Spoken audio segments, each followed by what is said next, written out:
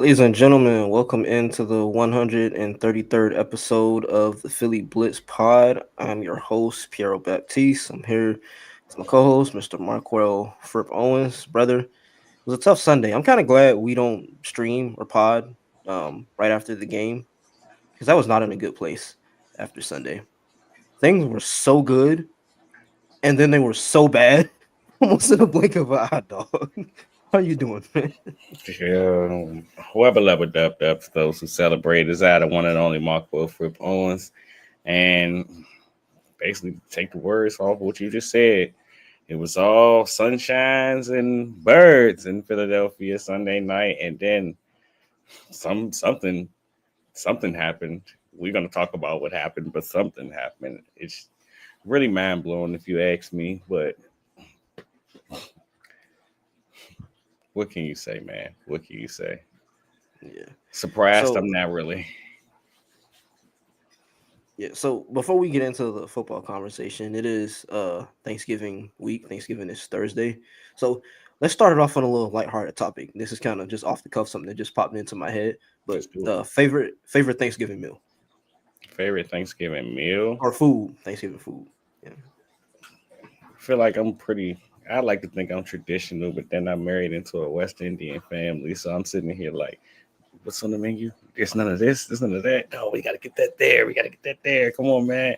But of course, you got the regulars like the stuffing, the candy yams.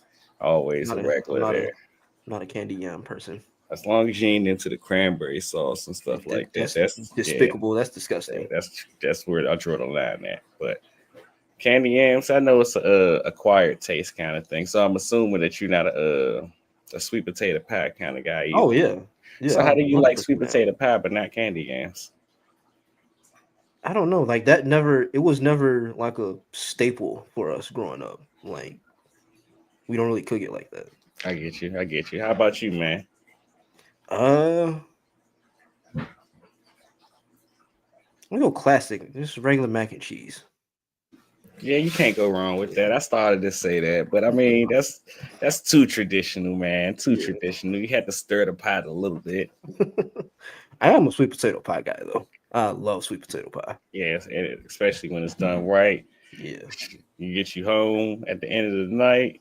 We'll put that thing in the microwave. Might even get you a little bit of ice cream. And dog, like I done got to the point now to where I'll ask my grandma, like, hey, make me my own. Like put my own to the side. You feel Yeah, me? yeah.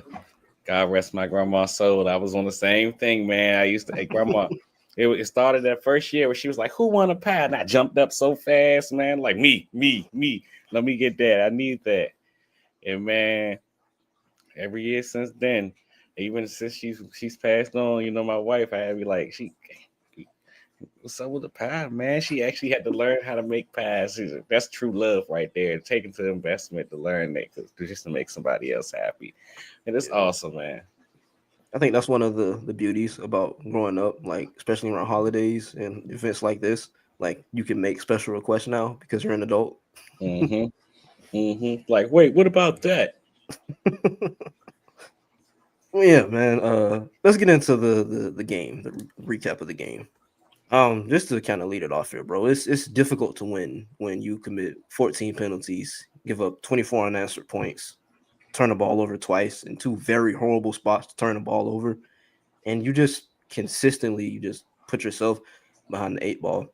I know a lot of people, after the game Sunday night, I know NBC Sports Philadelphia, a lot of them they were talking about it, but a lot of people's takeaway was, oh, they took their foot off the gas and they went conservative. I don't know if that's true. Like they ran the ball, but there were nine called, I think seven or nine called runs in the second half. So like they tried to pass the ball, like they tried to stay aggressive. It just didn't work. And part of that is because of the penalties, but like we've talked about all year, it's just the anemic passing game. And just kind of just to highlight what you said about the penalties, just to give you guys some perspective as to how bad the Eagles have been this year. I'm trying to remember who it was that tweeted this. It could have been Jimmy Kempski. If it wasn't Kempski, I apologize for giving your credit away. But just the Eagles penalties by game this season: week 1, 9; week 2, 6; Week 3, 5.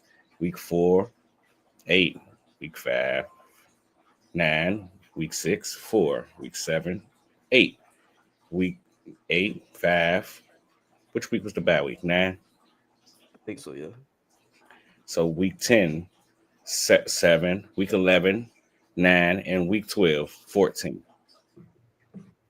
It mind blowing. The last It's time an Eagles team had 8+ penalties 4 times in a game. Last season, the Eagles had 8+ penalties 4 times in 17 games. And I just named you multiple. We already are damn near there at that point, and we're not even finished the season. To give you guys more perspective how horrible this is, we all know how bad 2023 was in terms of just the collapse and everything. That team had given up 839 penalty yards on the year. This Eagles team has already given up 721, and we're not even finished on the year. That 2022 Eagles team that went to a Super Bowl had just 774, and this team is knocking on the door on that. They'll probably beat that next week. So it's like it just doesn't make sense, man. Where's the discipline? And at that point, like y'all say all the time, it comes down to coaching there. That's a coaching issue. yeah, and that's what I'm about to say. Like for a team or a coaching staff that emphasizes the details and the little things, Sirianni says it all the time. But what's the phrase? Doing the things that take no talent. Like for a staff that puts as much emphasis on that as they do, and for them to this year routinely just be as undisciplined as they are, it's difficult to sustain success and win like that.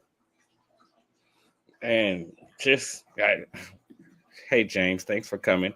I was just actually about to mention that guy where Hey it man, not too much on Stout, bro. Not, not Stout's too my guy, much, man. man. We love Stout here. This is a Pro Jeff Stoutland podcast, but at the same time, like when you look at these penalties, they often most of them have come from the offensive line. Literally, when you look at how the numbers are broken down, the offensive line are the leading unit in terms of which unit gains the most penalties during the year, and that's a reference on coaching from Nick Sirianni down to Jeff Stoutland.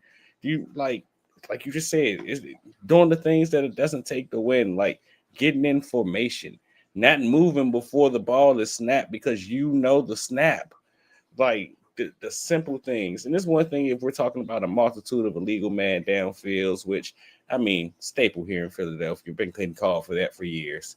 Doesn't surprise me at all. So, hello, but that's something you can work to get cleaned up. But just God damn it, man. It's like every single how I see it is every single Kevin Patullo has not been without faults in any of this. He has his more than his fair share of faults.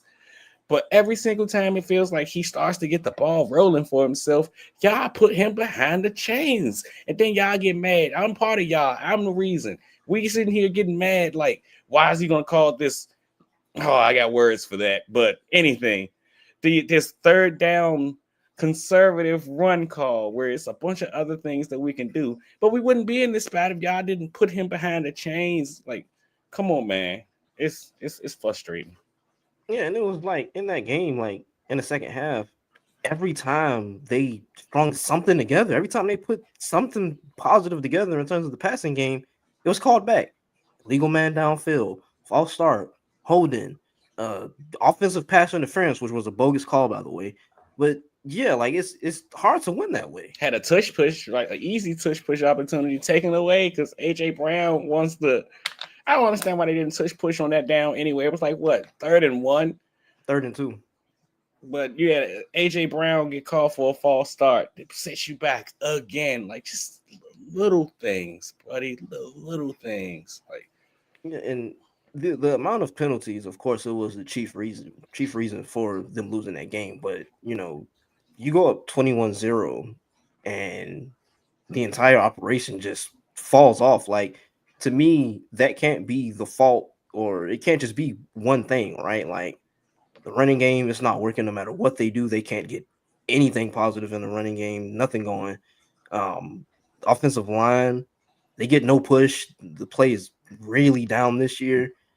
Whether if that's due to injuries, lack of execution from the guys on the it's field, execution. Stoutland.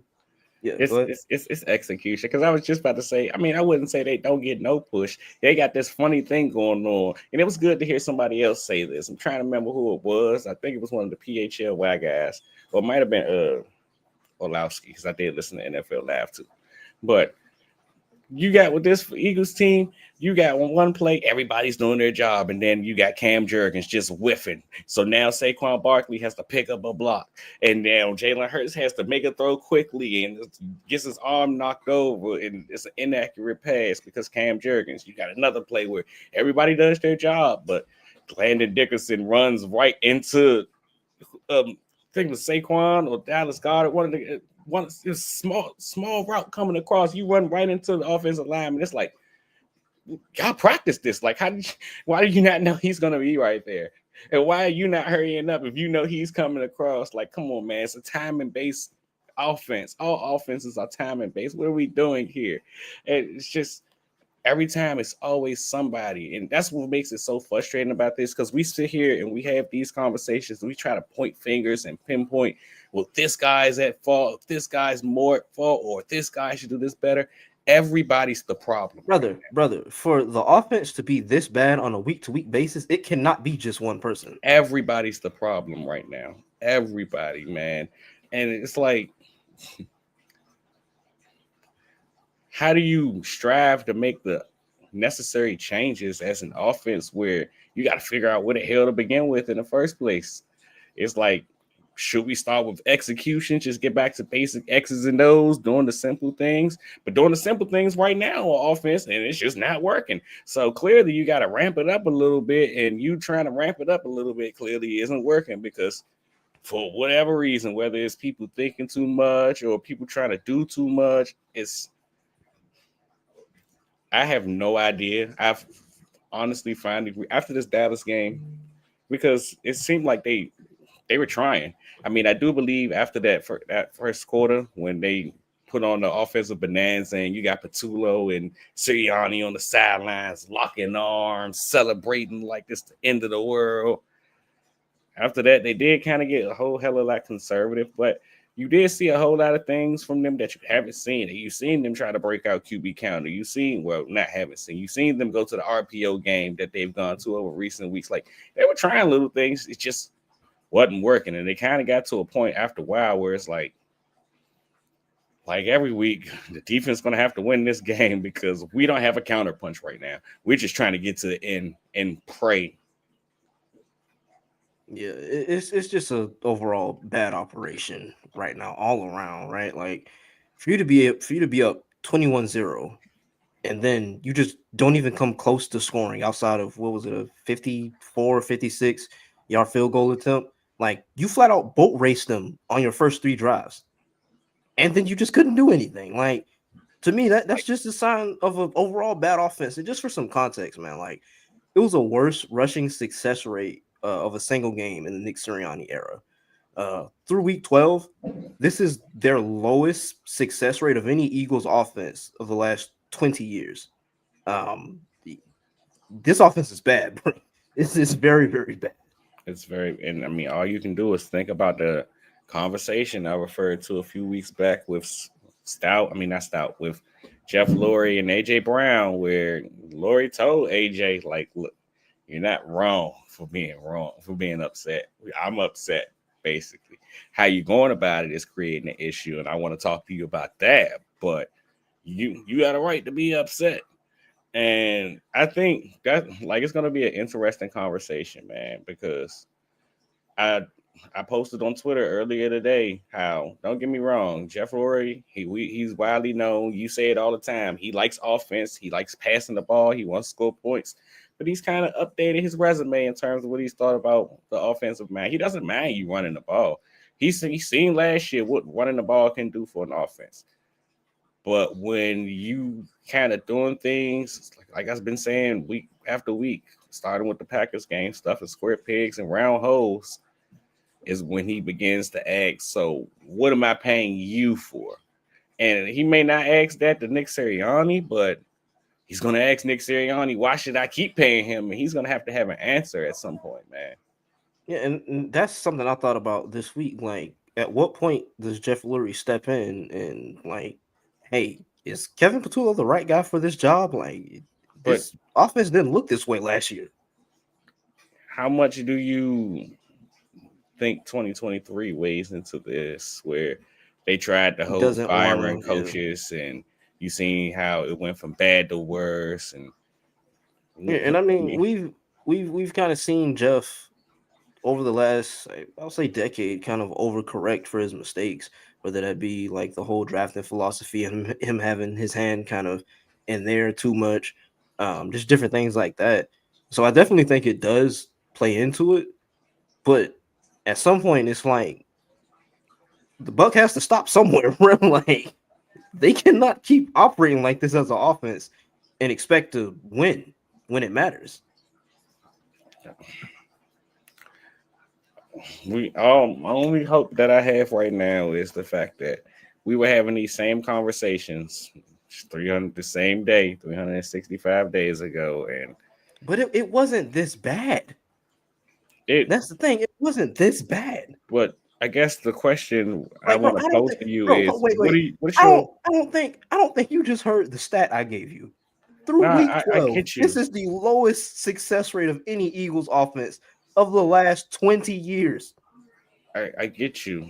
Hell, I seen a stat somewhere where this Eagles offense is producing like down there with numbers like the Jets Jets, yeah. offense and stuff like that. Like it's really bad. But I guess to answer your initial question and to pose you a counter question is, was the offense not this bad last year? Or did we just have a generational running back getting generational yards? And if Saquon didn't look like he did last year, is this really what the offense would have looked like? I mean, don't get me wrong. Kellen Moore pressed a whole lot more better buttons than what we're seeing right now from this guy. He wouldn't be talking about these 3rd and 12 run plays like we continue to do. But at the same time, we ain't have a lot of reason for her. I mean, we got shown flashes in a couple games, and I mean, I guess the argument is be, have we seen that? I mean, we have seen a couple of games. You have the Vikings game and the second Giants game. They've given you, I mean, the second half of the Rams game. They've shown you for quote unquote Yeah. flashes, The but first three drives of the Dallas game. right, they've shown you flashes, like you know it's there. I just think at this point it comes down to this team, like we've continued to talk about, like they asked Jalen Hurts today, finding an identity, man. We know when y'all need it, we think you can kind of make it click. It's just finding some consistency because when you make it click, then what? Because you can't, I don't think y'all have the guts, honestly, to operate pedal to the metal 24/7. Y'all have shown to me that y'all can't. Y'all either all the way in or all the way out. There is no mid ground, like you say all the time with this team. But So the thing is, to me, why is that? Like, why do they operate so scared to use their talent? Like, they have quite possibly the best, like, collection or personnel, whatever you want to call it, of offensive players on the unit in the league. Like, yeah, but why is like it so difficult? you just talked about overcorrection, and I mean in 2023 they tried to use the best collection of offensive players in the league to get out of the rut that they were in No, offensively, it's how and they try to use them. it's That's the problem. I don't think that they got an issue with that. They do want to right their wrongs in terms of how they were using them and why that was the issue. Their problem is they were turning the ball over at a historic rate, and they're like, we just don't want to do that. We feel like we lost a whole hell of a lot of games, and they're right. Cardinals game, the Seahawks game, y'all lost a whole hell of a lot of games y'all wouldn't have lost if you didn't just that not turn the damn ball over. But that doesn't mean just stop Yeah. taking chances. Like It's like I've said every time we've this topic has come up on the pod. Like that's a fine like philosophy to have. I don't think anyone wants to turn the ball over, but when that becomes like your entire offense and it starts to become a negative for you, that's where you have an issue, and that's where the players have an issue as they voice, mainly AJ Brown. But you can't operate like that to where it puts you in a super ultra conservative way of operating as an offense. so I guess before we move over to the defensive side of the ball, then get to the real main event of this, not a loss, but I guess the question I pose to you is, where does Jalen Hurts fall in all of this? Meaning, I mean, we've talked about Kevin Patullo just following orders. I mean, he's trying to find this growth, but he also has the strict orders from Sirianni, which is why Sirianni has to ride for him because he's in this spot because of him. But But I you don't got know these. how much of it. I don't know how much of it is just him following orders. Like I mean, he we've can be seen. better nonetheless, but calls like those third down runs, 3rd and 12 run, I You don't think think that's any coming from coach, Sirianni? yeah, I don't think any coach wants, if you're a play caller, unless your name is Jeff Fisher, you ain't doing that. Like that's just not realistic. But the question I have to you then is why haven't we seen that from why didn't we see that from Steichen? Why didn't we see that from Kellen Moore? Hell, Brian Johnson. Because Why is it they now only didn't Kevin Patullo? they didn't have what we had last year in terms of the ability to take it. Like again, we talk on a nauseating amount about how a lot of the things that went right for them last year was unsustainable. And one of the things were the run game.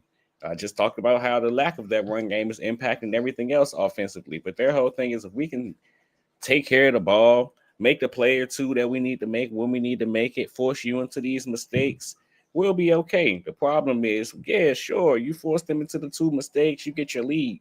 You got to figure out a way to maintain the lead and keep everything pushing. And that way was the run game, but it's not there.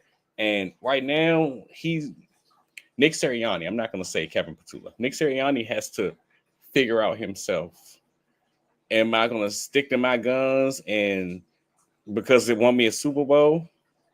And I mean, don't get me wrong, we've seen him, like you said, same way about Jeffrey Lurie, overcorrect on things in the past where something went one way and then he tried a different way and it worked. So it's like hell. That's how we ended up in the whole play caller situation we're in right now. But he's gonna have to figure out if it's really worth it to try to maintain this thing, or you're gonna have to open it up some because right now you ain't doing nothing but pushing away your best players, putting your play caller in a position where he's gonna have to he just getting criticized by people right now, but at the end of the year he's gonna have to answer questions and he's gonna try not to throw you under the bus because you stood on 10 toes for him the whole year, at least in the situation we're speaking last if right now. But if that's the case, he's not gonna have a job and nobody's gonna be happy. Like right now, how you moving is not helping anybody. So you're gonna have to look yourself in the mirror, put your big boy pants on, and do some of that growth, that self scouting that you talk about you doing on a daily basis, and figure out how you can be better for this football team. Because the stubbornness is it's It cute, almost feels but it almost feels like I said last pod, defiant. Like I'm gonna double down and anchor down even more into this. But it's like I mean they're 8-3, but it's causing like they lost Sunday. It's and that's causing you to lose that's the games. problem. But yeah, but the problem about this is you can count on one hand how many games it's cost him to lose. And how many games that he's won because of this. Like I seen a stat the other day where they said Jalen Hurts since 2022, when the Eagles have won the turnover battle, I think they're like 40-1 or something like that. But Like that's it. they But don't what I'm have a saying, reason to stop playing yeah. like this because they keep winning. And as long as they keep winning games, and that's why I asked, where does Jalen Hurts fall into this? Because I'm sure you heard the question he got asked today in his presser, and he talked about the standard and winning, and is the whole thing is just about winning, or does the standard still fall somewhere in line?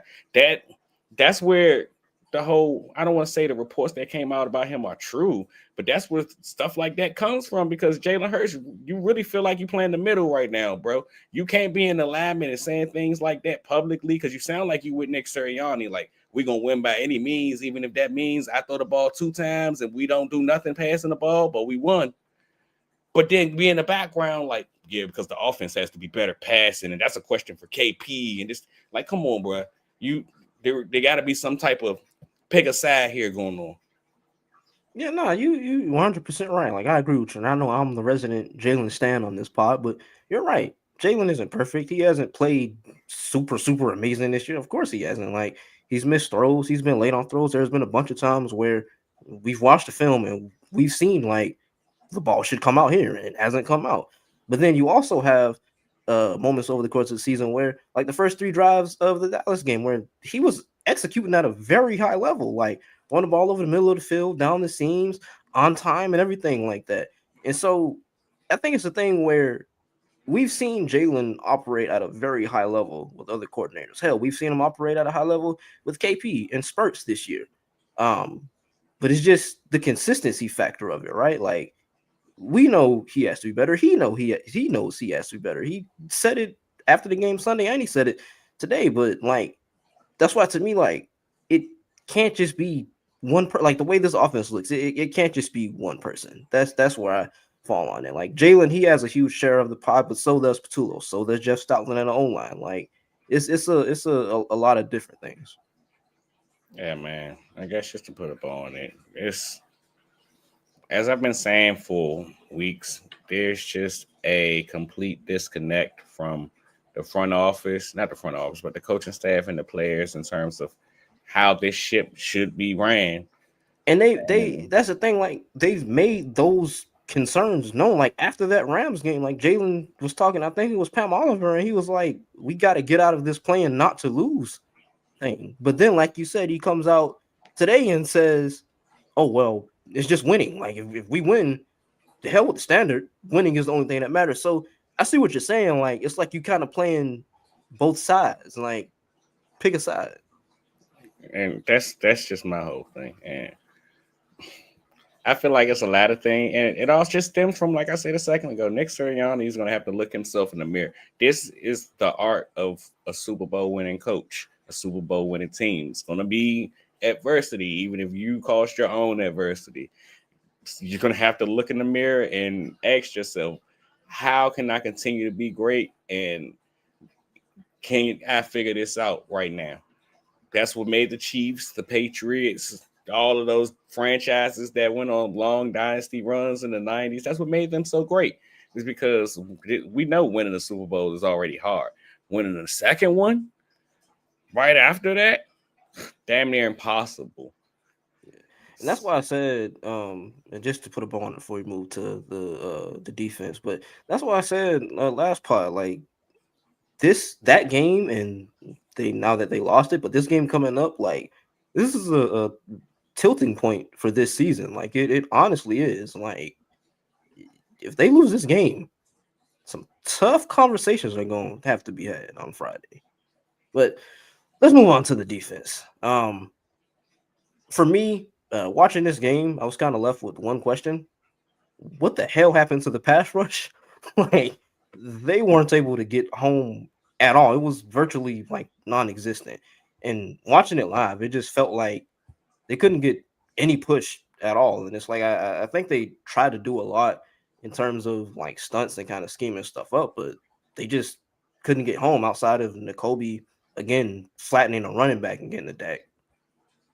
Yeah, that's becoming a staple of his. It's pretty funny. They tried to do it again at the end of the game. Shout out to Javonte Williams, like they said on the broadcast, ponying up, putting them feet in the ground. I was like, I'm gonna take a hit, but wait, let me ask you this before you go on. What did you think about the broadcast on Sunday? Like, with Brady and, was it Burkhardt? Yeah. What did you think? It was okay. I ain't had no issue against it. I enjoyed Tom Brady called games. It was more so the Eagles that were giving me issues. I think the thing I didn't like the most about it was the lack of replays. Like, there Yeah, were no replays after penalties, or like the Eagles just going 3 and out. Like, they didn't let you see what Jalen was looking at, the route concepts, nothing. I'm like, where are the replays? I agree with that metric. But to your point about where did the pass rush go, I'm trying to pull up Dak Prescott's time to throw on the week via PFF, and he was at 2.68. And I know from what I know about using a bunch of these platforms, like PFF will tell you one thing, True Media will tell you another thing. PFF is the generous one. You look at some of these other ones, these quarterbacks get the ball out fast, buddy. So that 2.68, that ball was coming out quick and hot, which is not a surprise. It's Dak Prescott. He I like to think he has grown into, and he's the epitome of what scouting should come down to. One of the guys that you started your career a specific way, you ended it because of the growth that and the development that you've made.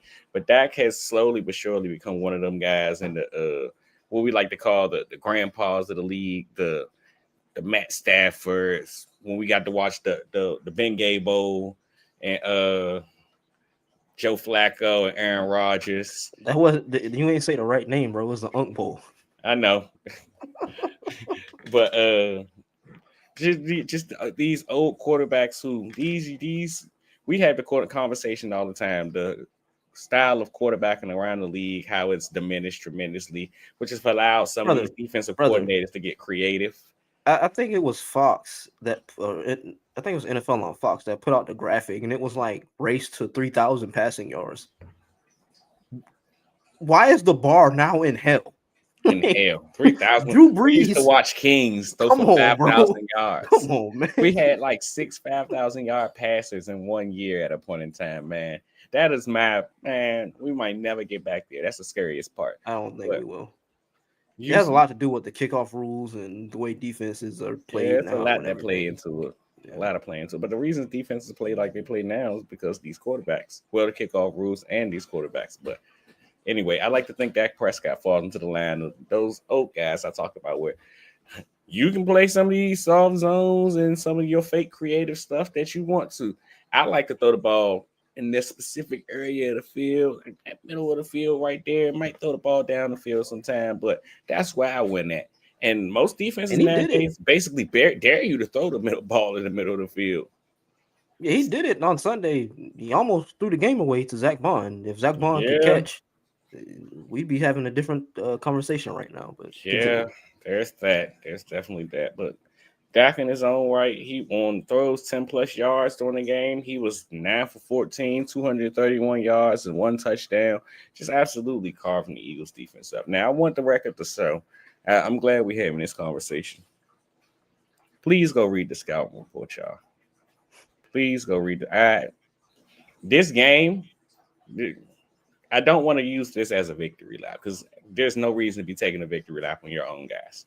But this game is probably the worst matchup for him to be playing outside in terms of Cooper DeJean, y'all. Like I talked about it in the pregame pod. Like, would they do this and do they want to play? And I get why some people were bought off by Michael Carter, but Michael Carter actually played pretty well. It was Cooper DeJean on the outside, and whoever he got replaced by when they decided to switch, Keely Ringo, getting ran by. Oh no. Keely Ringo came in the game for like 2 snaps. He committed I think it was defensive holding penalties. Vic was like, "Oh hell, no, get him out of here." But again, that's another guy who this is probably the worst matchup for you in terms of skill. Like, first and foremost, when you look at the NFC and how the NFC is structured, I think we can use that matchup, Coop on the outside, if needed, against a lot of teams. The only 2 teams that you can't do that against, in my opinion, are the Rams and the Cowboys. Because they have 2 competent receivers that, like, I don't just mean, like, don't get me wrong, no disrespect to them guys in Detroit. Amon-Ra's a baller, and I like J-Mo. J-Mo cool. But it's scheme dependent, skill dependent. Y'all have to be utilized in a specific way. Them 4 guys that I just mentioned for those 2 teams, they gonna get theirs no matter what, and they manipulate defenders and leverage like no other. Brother. Watching that game and watching how Dallas's offense is structured and how it's called. Do you see why I was saying mad? Yeah, do you see why I've been saying that for like 3 weeks now? It felt like watching a unit that knows they have 2 very good wide receivers and a quarterback who is capable of getting them the ball. Like, it made me very, very envious. But said this. Yeah, I think on the coverage front for the Eagles, it was just way too many explosives and back-breaking plays to CD and George Pickens. And whether if it was in the first half or midway through the third quarter, or Dory Jackson routinely, like I lost track of how many times I saw him like chasing behind CeeDee Lamb over the middle of the field. it felt like you remember, I think it was 20, what was that, 2015, watching Byron Maxwell chase Julio Jones. that's when that's when it felt like watching Adoree Jackson try to cover CD Lamb. But yeah, I think it was just way too many explosives, man. And the But defense coverage, they just couldn't stop him. what do you expect? Like, I get why it stressed you out saying that. I like to think Adoree played fairly well this game. He didn't.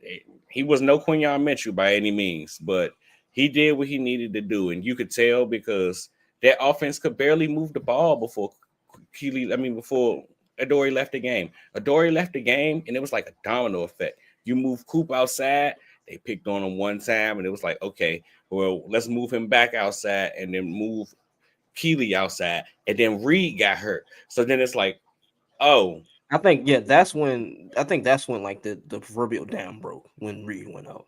yes, because that's your on the field coach right there. Yeah, He's the one, and we talked about why N'Kobe Dean he was playing more snaps over Jahad Campbell, and it's because it was taking its toll on Reed. It was Reed's already having to help put Andrew McCouba in position, who also got hurt, yeah. and him having to help put Jahad Campbell in position too is kind of a lot on him. But he's basically the on the field coach. He is that's what the reason Darius Slay said what he said when he was leaving. It was no shot at CJGJ. That's just, and we're seeing in real time how much respect that Reed has in that locker room and from the coaching staff. He is the you be here, you do that. The defense operates through him. Yeah, they have a green dot, but he's the heartbeat of the defense. So when he went out, you could kind of tell, oh, there's no structure. It felt like how I put it on Twitter. Fangio was calling this game with one hand tied behind his back. He couldn't call cover six, had to stay in quarters to try to protect yourself down the field, which ain't really protecting yourself down the field. Because if they chose to just go one-on-one, which we seen, it it was a really bad omen for the Fangio crowd because you know that he can be better, but he really didn't have much to work with, man. Yeah, it kind of put me in the mind of that first Giants game where it's just like so many guys were hurt, and it's just like, what could he do? Like Reed was out, Dory went out, Makuba went out, and now you got Coop on the outside. You got Michael Carter in a slot. He's never really played meaningful snaps for you in this defensive system. You got Keely Rango coming in and getting the 2 penalties on him. You got Sidney Brown running around on the back end and injuring Andrew Makuba. Like it's just How it do was you just all fracture bad, man. somebody's ankle, buddy? Like, Bro, I think I said it on the pod a couple months ago, but he plays football like the Tasmanian Devil, and not in a good way. He's like just way too out of control. use that aggression on the other team. Oh, he tried it. He This was tried it on like special teams. he done He made tried the it. list. Word to Chris Jericho. He done made the list. And he right beside Anderson Sendejo in terms of like how the Andrew hell, Sendejo. yeah, him, that guy. How the hell did you just do that? Injuring your own teammates, just being And, stupid. and it's so tough because Makuba was rounding the corner, bro. Like he had stopped giving up coverage buzz. He was finding his footing If in the you heard system. Vic talk about him a few weeks ago, he was like, yeah, he's not a rookie anymore. And now he's Yeah. just playing football. Like he was a key cog to the defense, man. So hopefully he's able to come back. I mean, they say it's a fracture. He should need They said surgery. I like don't they know. said they'll be able to determine it during surgery. I wish Parth was here because he'd be able to give us some insight on the medical side of it. But like, is that like a regular thing? I don't know if I've ever heard that. Like during surgery, they'll determine the timetable for a I player's guess return. it's in terms of how severe is the break. Like, as Yeah. I remember, I don't remember what player we were talking about, but it was something Parth was telling us about how the break was so bad, but like where the break was at, that they had to go in and break the whole bone and then reconstruct it and stuff like that. So it depends on if it's one of those. Can we put a screw? And don't let me get the line. Hey, I don't know everything, but just based on what he said on past things. Yeah. But okay, I think this is a good point to switch gears to the Bears game. We're about 40 minutes in. So Black Friday, Eagles take on the Bears at home. Malcolm Jenkins, he's entering the Eagles Hall of Fame, right? Mm-hmm. Yeah, so he'll be in the building, all black uniforms, 3 o'clock start time. Oh, A Black little, Friday. yeah, Shout out a to little bit of Amazon Prime, man. It's a Black Friday. You got all these people out here trying to binge money off people because look, Black Friday, buy this, buy that. And they said we're gonna give y'all the game for free. Just watch it here. yeah. I'm gonna be one of those people spending money on Black Friday. I got to get a TV for my living room. Mm, mm, mm. So you can watch. You might as well get it from Amazon so you Yeah, can watch Prime. See how they do but that? yeah, Might as well man. give us some dollars for that, Amazon.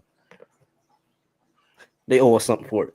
But yeah, man, I think this is gonna be a really interesting game, man. Looking at the Bears' offense, it's been led by Ben Johnson. Really, really creative offense. They do a lot of everything in terms of want to take their vertical shots, under center play action, deep shots again, misdirection. They do a lot of different runs, zone running, everything like that with DeAndre Swift and Cowell. I'm gonna try to say his last name. Is it Manungai? Yeah, you got Okay, it. cool. Yeah, yeah. But the passing game with the weapons, it's Roma Duze, DJ Moore, Luther Burden, and Colston Loveland. They've kind of come on over the last couple of weeks. Caleb Williams, he's playing at a really high level right now. The explosives are kind of the main thing with them. But like we know, Caleb, he has a really, really live arm. And the way I like to look at it, like Ben Johnson is kind of, I guess, reined him in for lack of a better term and gotten him more comfortable playing kind of in the structure of an offense. And then like when it's time for him to like let it rip, he lets it rip. Caleb is really, really. I, I'm really surprised by how comfortable Ben Johnson has him so early. It's Yeah. very reminiscent, and I'm sure y'all listen long enough. Y'all know that I've always been a big Fangio guy. I'm stood on tables and pounded tables about this scheme long before he was here. Me and you both, brother. I love me some Vic Fangio, man.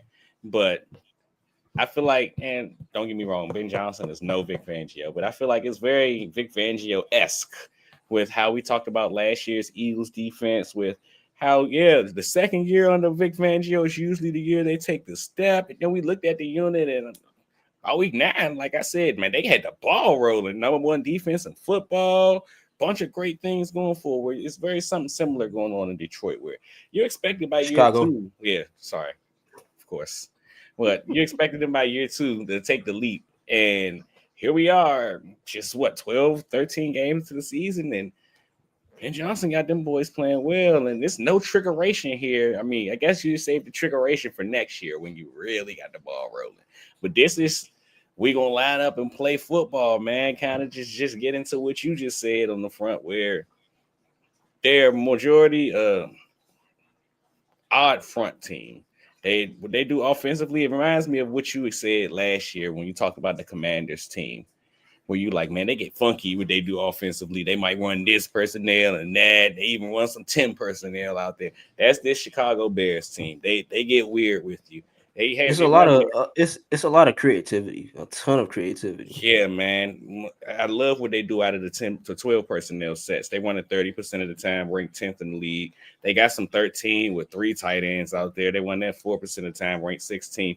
But then they get weird running some 1 personnel, 2 personnel, and 3 personnel.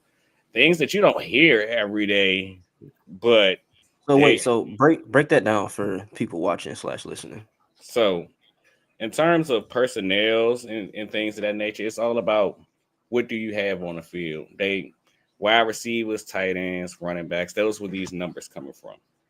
So when you talk about 01 personnel in football, that's mostly talked about like what the Air Force academies and some of these teams do in terms of their alignments in the backfields, like the real freaky stuff. How I like to, my favorite one of some of these things is like the Chip Kelly aesthetics of when he gets into the red zone and you see what looks like to be like a wing T kind of. You got the 3 running backs in the backfield and the quarterback, and they usually run the sweeps. Little creative things like that. So kind of just about what you're deploying in terms of tight ends, running backs, receivers, and the numbers just change. You kind of get the idea like 11 personnel is 1 wide receiver, 1 tight end, 1 running back, for example, to you guys. So noticeable. The zero, if you take that out, then it would either be one running back, no tight end, or we get one running back, no tight end, or one tight end, no running back. Depends on how creative the teams are getting. Yeah. But So, oh, go ahead. what kind of like the lane of what you were just saying, they much like he did in Detroit, man. It's like it all comes down to eye candy, man. They rank third in the league in terms of the amount they use play action. Damn, I feel so jealous watching this team. I just wish, man, dude, I wish. But third in the league is how much they use play action at 33%. Seventh in the league in terms of how they utilize motion at 42%. And the best part about it is they really want to throw the ball in the middle of the field. They only rank 15th in terms of how often they get it done. But if you watch the offense and you understand the designs and how the what Caleb's going from 1, 2 to 3, the goal is really to attack the middle of the field, which makes this game so fun to me because I just talked about how this is not an 11 personnel kind of team. I mean, they do it sometimes, but especially on early downs when they under center and want to run the ball, they're going to make you come out in base and they're going to keep the Eagles in base. And it kind of goes into the whole Nakobe Dean playing more snaps over Jahad Campbell. So are they going to make Nakobe Dean be this coverage linebacker across the middle of the field? How does this work? Does that make Philadelphia take Nakobe out? And then will they start running the ball more? It's a good chess game that can be had right there based on that conversation alone. Yeah, and kind of while you were talking, like it kind of made me feel like what AJ Brown said last week, where it's like when they asked him, "Do you watch other receivers around the league?" It was like, "No, I don't, because I'll get mad. It makes me jealous."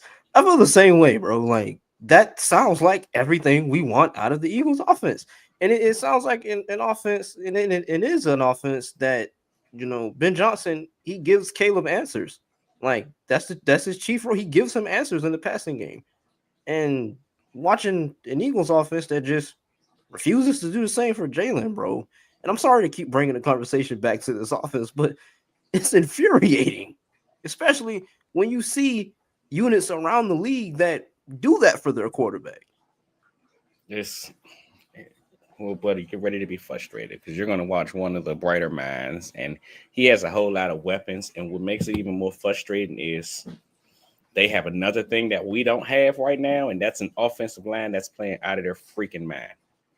In terms of to give you guys some context about how well their offensive line is playing, this Bears team offensive line weights at the top of the league in terms of pass block win rate. I think it's at like a 73%, just outrageously good at protecting Caleb Williams. And it's shown.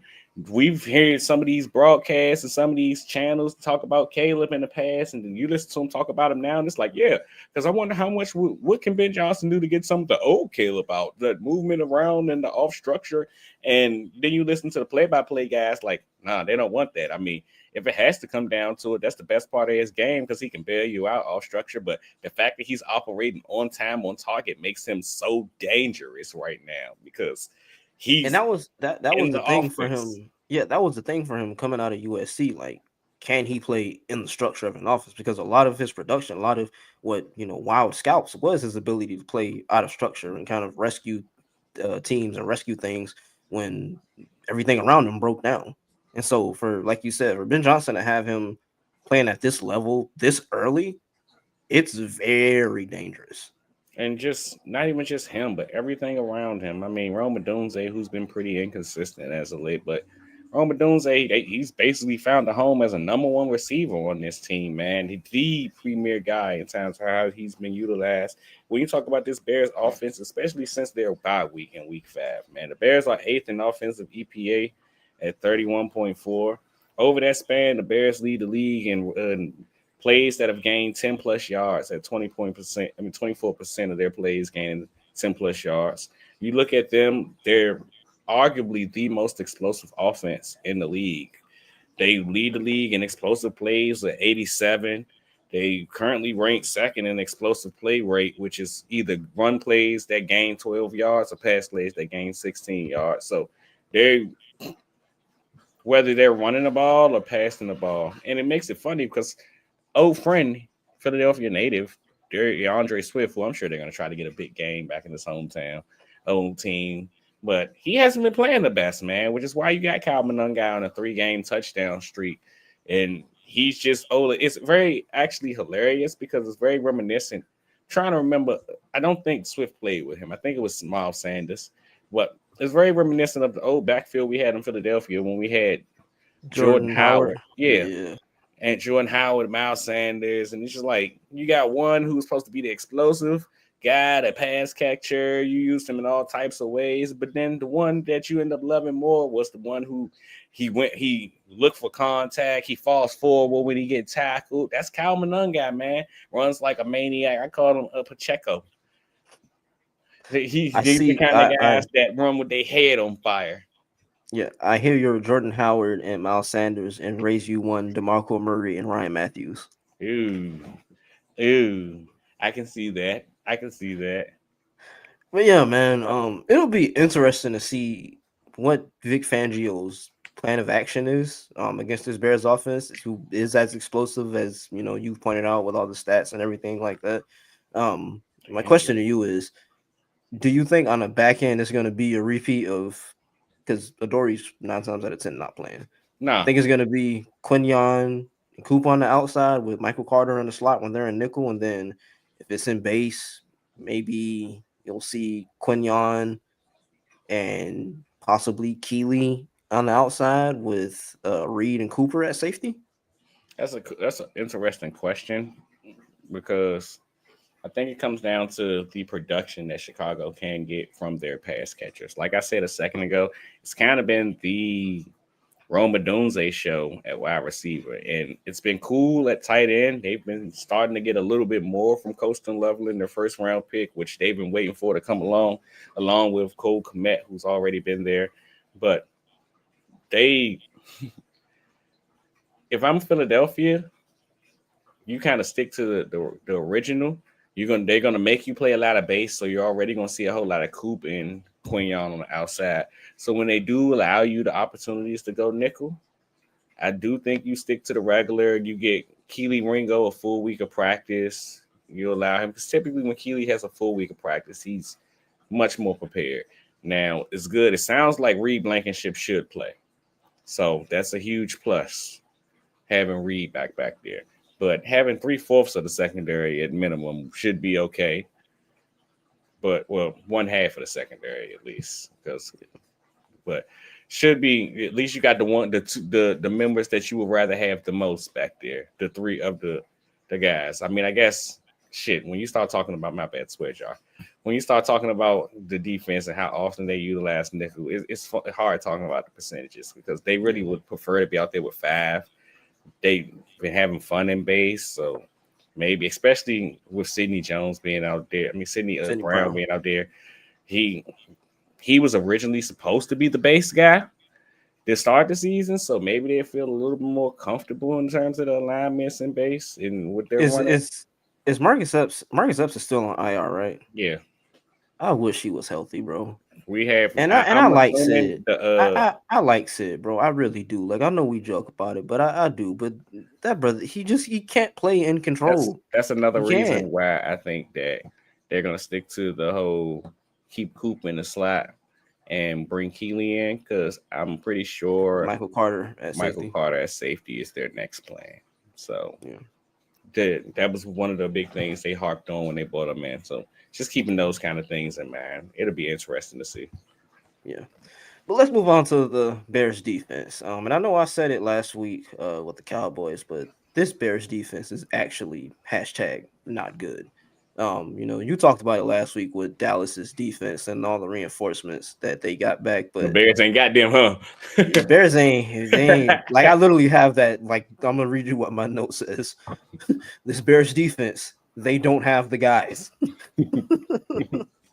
They just they feast on turnovers, right? They're number 1 in the league in takeaways with 2.2 per game, 16 interceptions, 8 forced fumbles. But the overall structure of their defense, statistically, 26th in success rate, 26th in total against the run, 31st in explosive plays allowed, 16th in defensive EPA per pass, 22nd in defensive rush EPA. And I like to use EPA a lot because it kind of basically measures how good or bad an offense or defense is, right? It measures per on a play play to play, basis. Right. per play basis, how much whatever specific play it is helps or hurts their chance of winning. Right. So I don't. By the main metrics, I agree with you. This defense is hashtag bad. This is actually one of the kind of defenses that scare me the most, though, because they're weird. Like they're starting to get a little healthy. I'm trying to figure out will Jalen Johnson and not or will he will play.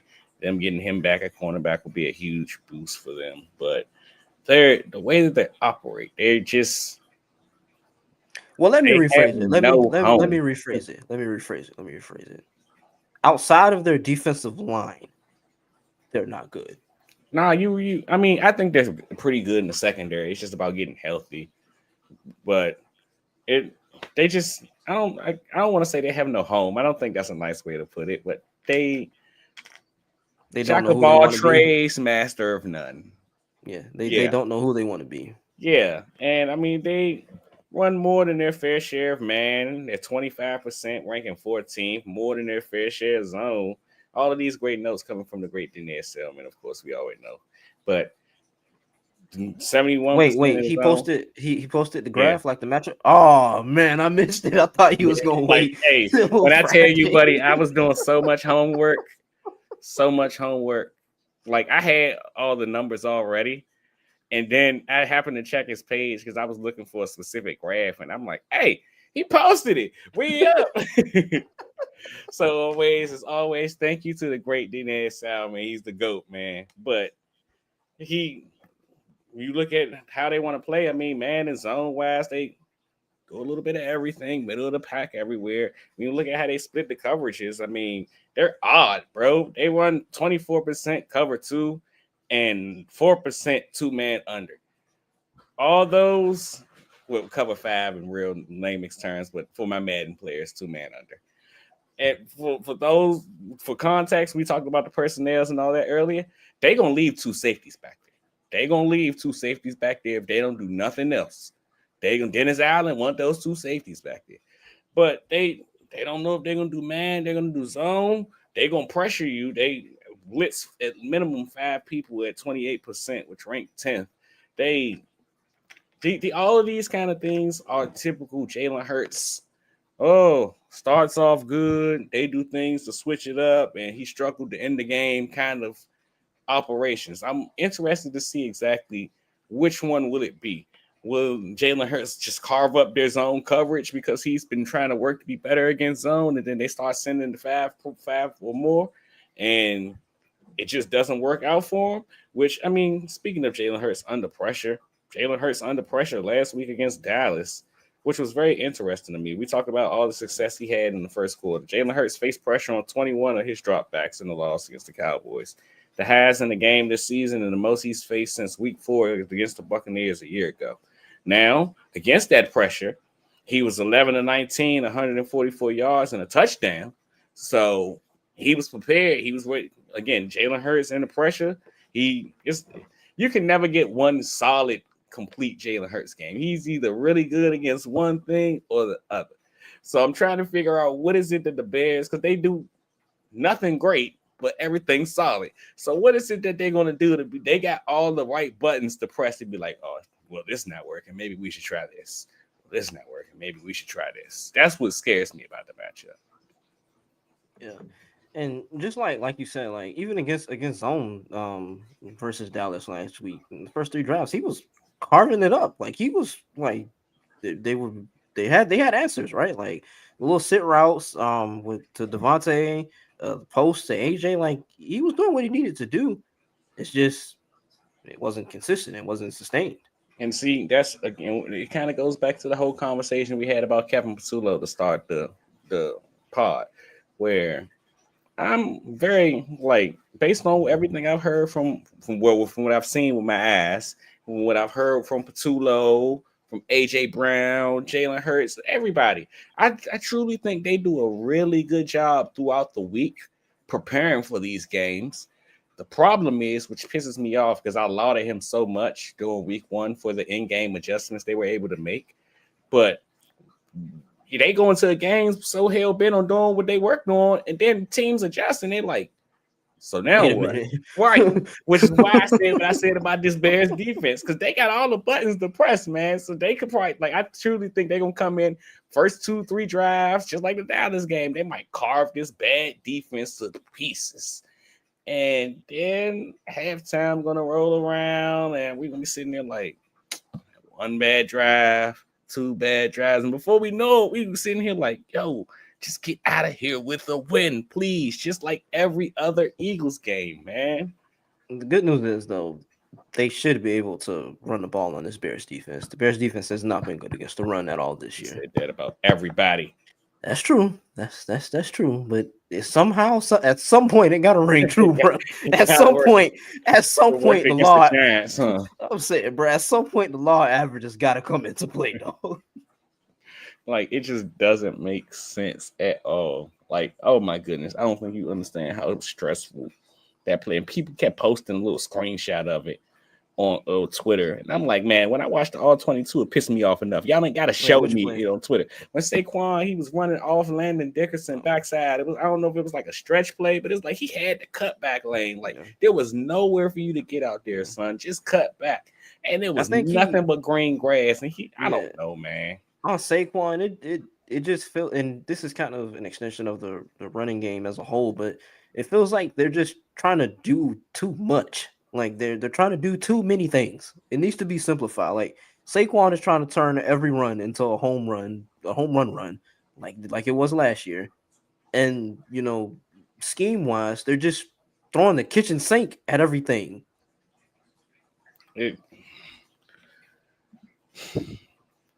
This offense stresses me out, brother.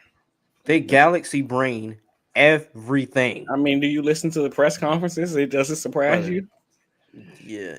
Does it surprise you? What did he say today? Essentially, it wasn't enough time for them to prepare for the 5-man fronts that Dallas was running. Yeah, because we're on first down. I mean, on Monday, they're off on Mondays. Well, sometimes they come in, but on Tuesdays they work on first and second downs, and on Wednesdays they work on third and fourth downs. So they only got one day of padded practice they can have, and on Fridays is the walkthrough. Buddy, can you leave me alone? Like, you know what it reminds me of? You remember like Nick Sirianni before he got neutered? And it breaks my heart. It breaks my heart, man, because I love that about Nick. And I said that to start the year. I said, Nick, listening to Patullo press conferences are like a breath of fresh air, because you can tell he loves his job. He enjoys doing this. He's excited. Just not good at it, guys. And then sooner or later, y'all are just gonna break him in because y'all are just so rough and y'all hate everything and everybody. And he's gonna be sitting there like up on a random Tuesday at 4 a.m. and got to be in the office at 6, but he ain't never left. See, like, I might as well go get on the couch. And here's when it's going to realize, like, this is not a fun job.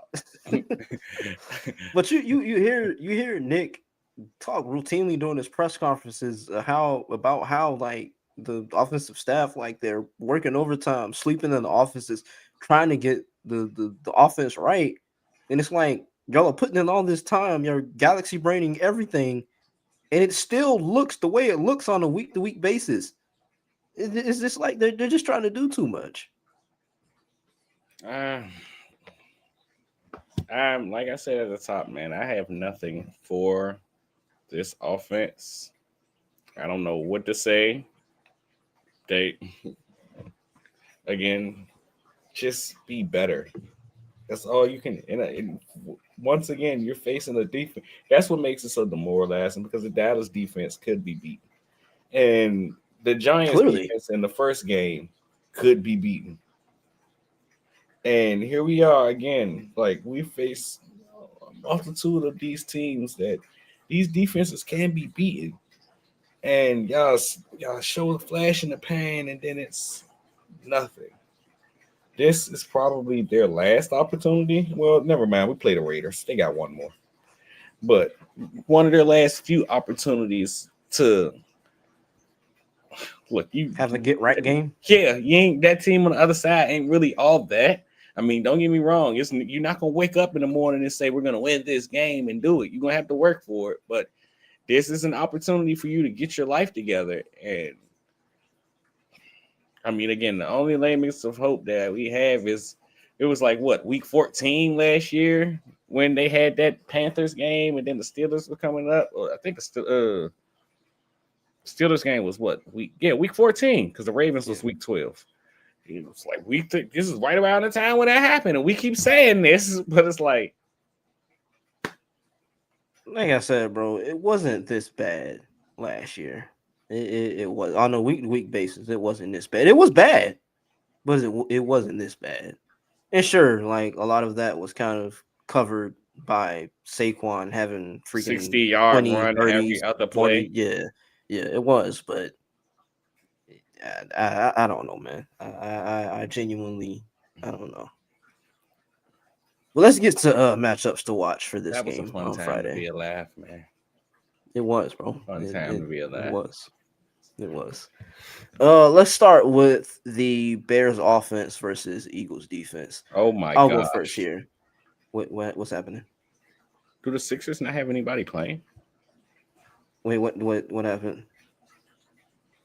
The score is 111-69. Jesus Christ. They're It's losing, just right? Tyrese Maxey. This is on the court. Who's the starters tonight? It's Well, just Embiid Tyrese Maxey. was It's just yeah, Tyrese Embiid Maxey. Okay. Embiid and Paul George were supposed to play, and then midway through the day, they were like, "Oh Where's no, they're gonna everybody be else? out." Jared McCain played 18 minutes. And don't think VJ played tonight. Where's everybody? Yeah, I think VJ has an ankle. I think. Yeah. But yeah, let's get to matchups to watch. Eagles defense versus Bears offense. I'll start. And Parth would call this a cop out, but I'm gonna use it anyway. Ben Johnson versus Vic Fangio. And that's my matchup because I'm really interested to see how Fangio deals with, all the reinforcements. Like there are injuries in 3 spots on the defense, right? Like Makuba's not gonna be there. Reed is gonna be there, but who's to say he's 100% healthy?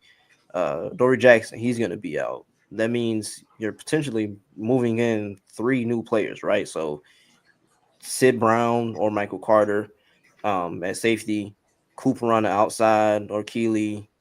We've seen him struggle a lot this year.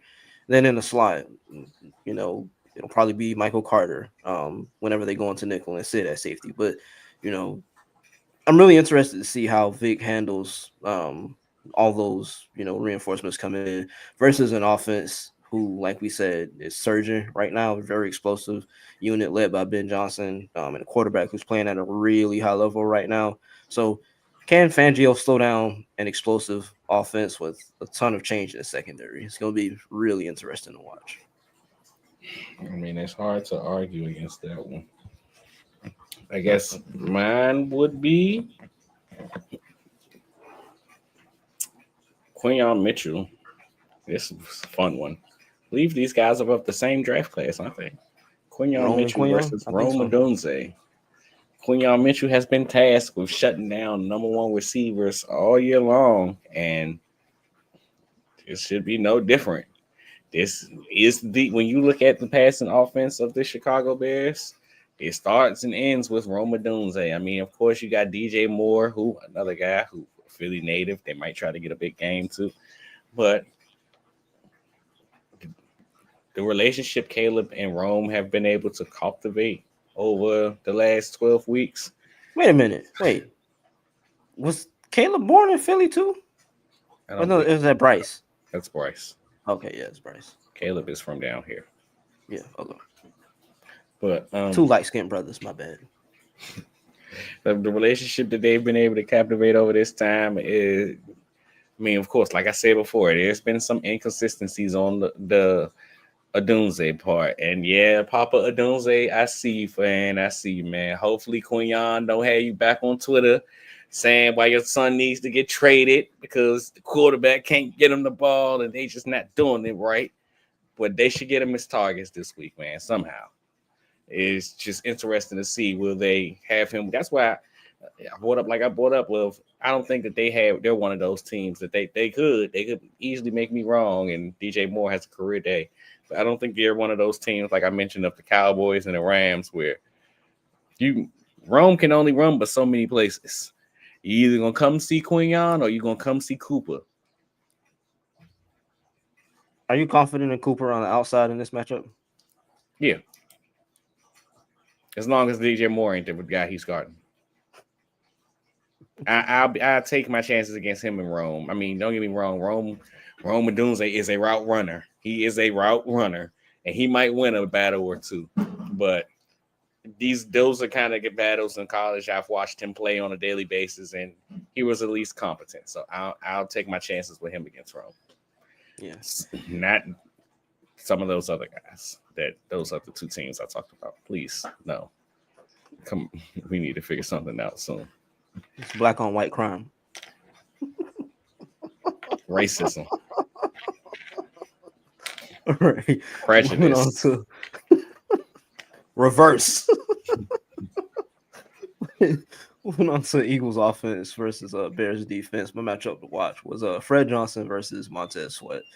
This offensive line has to be better in the run game, but also in the pass game. And for Fred Johnson, he's facing a guy in Montez Sweat who is heating up as a pass rusher right now. 6.5 sacks in his last 6 games. He had 2 versus Pittsburgh on Sunday. Damn. Wait, what happened? Oh, go ahead. Oh, yeah. This Eagles offense, we saw them, get out to an early lead versus Dallas, and they weren't able to sustain it because of a lot of the penalties. Fred Johnson, I think he committed 2, if I'm not mistaken. So the onus is going to be on this offensive line as a whole. And, I think it's going to start with Fred on that right side, right? I think if the offense can at least, put something together early like they did last week against Dallas, kind of sustain it, protect Jalen, create lanes for Saquon. And I think that starts with Fred Johnson up front. So Fred Johnson versus Montez Sweat. That's what I'm watching. So I did also want to highlight. I highlighted it earlier in the pod, but that probably should have been my matchup to watch. But I got too excited about the one I mentioned. How was Vic Fangio use Zach Mon? As I talked about, they want to attack the middle of the field. The Chicago Bears do, and they're going to force you to play base.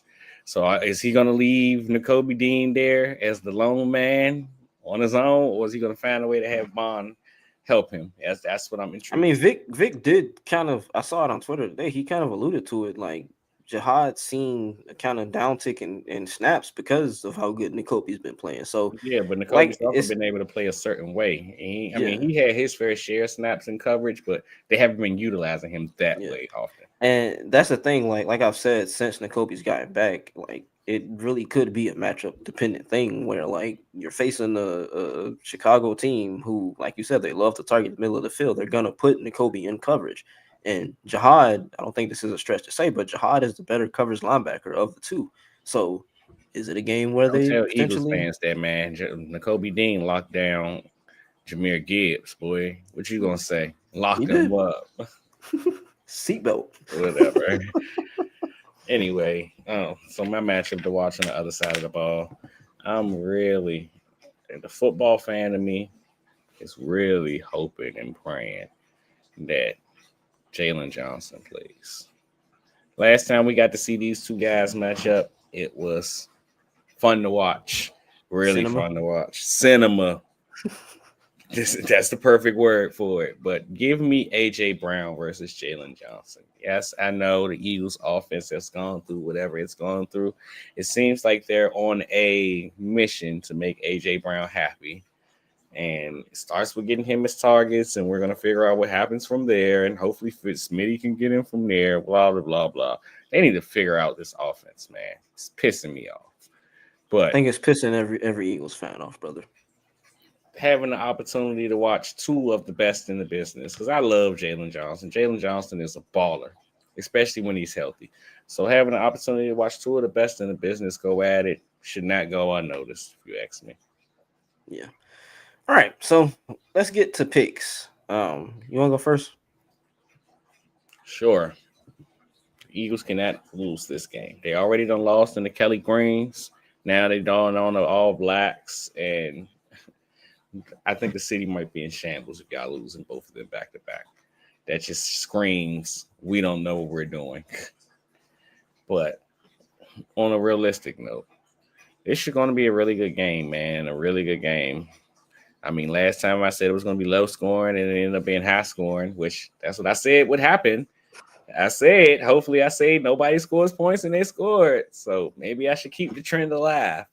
But whatever the case may be, I expect this game to be a one-score game. These two teams have combined to play in 16 one-score games this season. The Bears alone have 5 wins when trailing in the final 2 minutes of the fourth quarter of a game this year. So the Eagles are going to have to work to put this team away. But when you have Big Zen in that defense, you got to be confident in something. Live for something that'll fall for anything. Or stand for something to fall for anything. I'm going Birds. Repeat score. 13-10. All right. So, like you said, man, the Eagles cannot afford to lose this football game, bro. Like, not even just because of the whole jersey fact, but like playoff standings and everything like that. They cannot afford to lose this game. Especially if Dallas wins on Thursday. Exactly. So, I think I'm gonna go. Well, first of all, I'll give a little bit of backstory or a little bit of synopsis for my pick. I think this Eagles team, I think that lost against Dallas, I think it kind of pissed them off, right? For them to be up 21-0 and Dallas scored 24 unanswered. I think that loss kind of lit a fire under them. You listen to AJ AJ talk, Brown and was smiling. I saw some people saying that. I don't know how much I buy into that. He was I don't know how much I buy into that. It's another thing where it's like everything the Everything dude he does, does.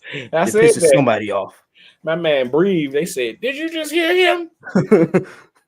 Why he breathing so heavy? But no, man. Like I think that loss lit a fire under them. So I'm gonna go Eagles 28, Chicago 23. I said, brother. Whatever it's gonna be, it's free to watch. So don't spend your money on Prime. Watch it for free. You don't have to pull up the illegal streams, Yeah, nothing like that, man. don't Just go worry. into the Be app. the one that got you, but it's free to watch. It's free to watch. All right, but I think this is a good place to end it. Appreciate all I think we 160 did of pretty you. good. I think we 118 did. covering 2 games. I think we did. I think we did. So appreciate all 160 of you who tapped into the stream. Be sure to follow us on all social media: Twitter, X, Instagram, TikTok. It's all the same at the Philly Blitz _. If you're listening after the stream on whichever podcast streaming platform you're listening on, be sure to leave us a like and review. Rate us 5 stars. Comment. But yeah, Y'all can still comment. I mean, we would love to see your comments during the pod, but you can comment after too. yeah, Put it on your 100%. timeline. Let other people see it. Yeah, I like to think we produce good content over here. I really do. And shout out to good folks at 14th and Market also. Always. But yeah, that's gonna do it for this episode. Go Birds. Go Birds. 2 times for Parth because he's not here. You Miss know, my my guy, man. Gator boy stay hot.